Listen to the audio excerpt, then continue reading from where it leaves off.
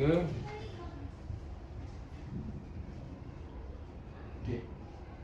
Cahaya matahari menyilau mata, rasa pedih berusaha menahan. Lafaz bismillah pun berkata, gelenggar syarahan saya mulakan. Assalamualaikum warahmatullahi wabarakatuh. Terima kasih Tuan Pengacara, para hakim yang bijaksana, penjaga masa yang setia, seterusnya hadirin yang dikasihi sekalian. Berdirinya pokok kerana akarnya, berdirinya rumah kerana tiangnya, berdirinya saya di sini kerana hadirin umat Muhammad sekalian yang duduk sedia menantikan syarahan saya yang bertajuk Al-Quran Pencetus Inovasi. Sebelum saya berbicara dengan lebih lanjut dan terperinci lagi, izinkan saya mendefinisikan frasa demi frasa tajuk syarahan saya. Al-Quran bermaksud kalamullah yang diturunkan oleh Allah kepada Nabi Muhammad sallallahu alaihi wasallam untuk menjadi panduan hidup manusia. Membacanya merupakan satu ibadah dan dapat pahala. Seperti sabda Rasulullah sallallahu alaihi wasallam, barang siapa yang membaca satu huruf dari Al-Quran, maka baginya satu kebaikan, 10 pahala. Pencetus pula bererti mewujudkan atau menghasilkan sesuatu. Manakala di dalam kamus dewan, inovasi bermaksud pembaharuan sesuatu sama ada teknologi, ekonomi, sosial dan sebagainya. Tuntasnya, tugan kata Al-Quran Pencetus Inovasi bermaksud Al-Quran mampu menghasilkan perubahan terhadap pelbagai aspek dan juga bidang. Hal ini kerana Al-Quran merupakan sebuah kitab yang syumul dan lengkap. Sidang hadirin yang dihormati sekalian, meniti hujah saya yang pertama. Al-Quran mengubah kegelapan kepada cahaya. Jika kembali kepada sejarah, dapat kita lihat bagaimana dengan keindahan ayat Al-Quran mampu menarik minat ramai orang kepada cahaya Islam. Hal ini kerana bahasa Al-Quran merupakan bahasa yang sangat indah dan mampu menarik hati manusia. Lihat sahaja bagaimana Umar Al-Khattab, seorang yang bengis dan benci kepada Islam, mampu berubah kepada seorang yang sangat alim selepas mendengar ayat suci Al-Quran. Oleh itu, Al-Quran mampu mengubah diri manusia daripada yang jahat kepada baik. Hadirin minda kelas pertama, meniti hujah saya yang kedua. Al-Quran sebagai pemegang umat Islam. Sabda Rasulullah sallallahu alaihi wasallam, kutinggalkan kepadamu 2 pusaka abadi. Apabila kamu berpegang padanya, nescaya kamu tidak akan sesat, iaitu kitab Allah dan sunnahku. Maka dengan ini, jelaslah Al-Quran ini merupakan panduan yang hakiki. Jika masyarakat hari ini mengamalkan 4 kandungan Al-Quran, maka akhlak masyarakat akan mengikut akhlak Rasulullah sallallahu alaihi wasallam. Kerana Sayyidatina Aisyah pernah berkata, akhlak Rasulullah itulah akhlak Al-Quran. Jadi dengan hidupnya akhlak Al-Quran dalam kalangan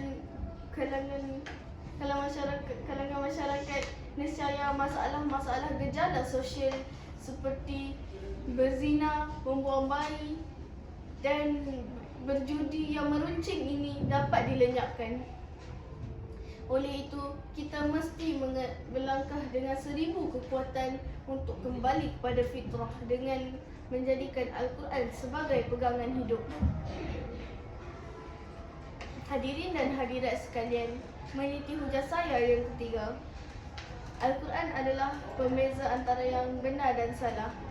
Firman Allah Subhanahu Wa Taala yang bermaksud bulan Ramadan yang padanya diturunkan Al-Quran yang menjadi petunjuk bagi sekalian manusia dan menjadi keterangan yang menjelaskan petunjuk dan perbezaan antara yang benar dan salah.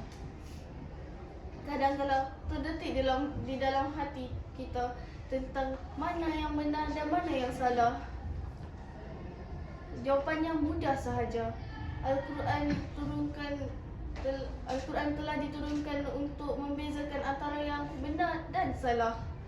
Jadi, kenapa kita perlu bersusah payah untuk memilih antara benar dan salah? Semuanya telah terukir di dalam Al-Quran.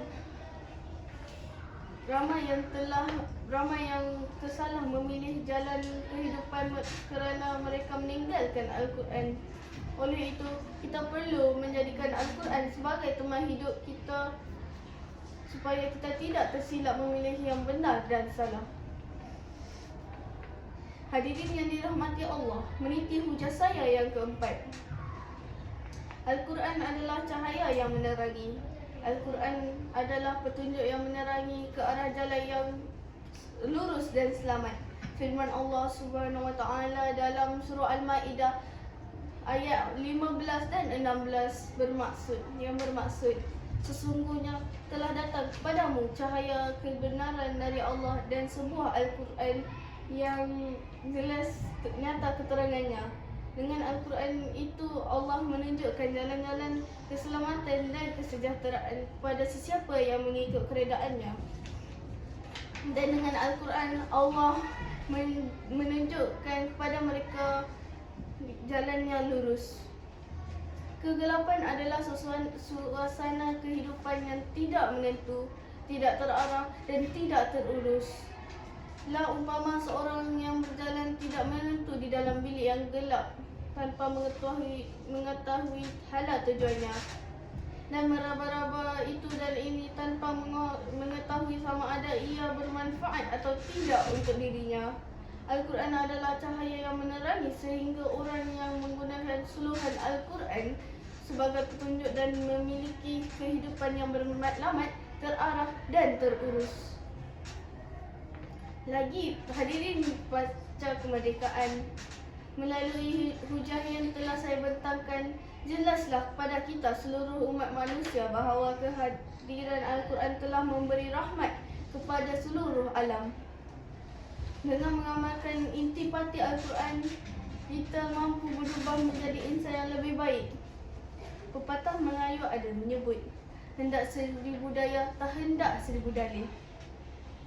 Walaupun kehadiran Al-Quran memberi sinar kepada kegelapan hidup kita, jika isi kandungannya tidak diamalkan, sinar itu akan hilang sekelip mata.